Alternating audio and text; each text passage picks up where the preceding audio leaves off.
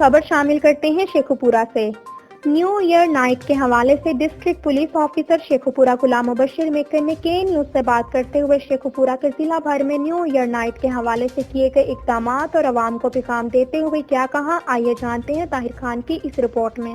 Night کے حوالے سے پورے ضلع میں ہم تقریباً 14 ناکے لگائیں گے اور اس کا مقصد یہ ہوگا کہ ایک تو ون ویلنگ کو ہم روکیں، ہوائی فائرنگ کو روکیں، آتش بازی کو ہم روکیں اور کوئی ایسا غول گپاڑا یا کوئی غیر اخلاقی کوئی ایسی حرکت جو نہ ہو جس سے عوام الناس ڈسٹرب ہو۔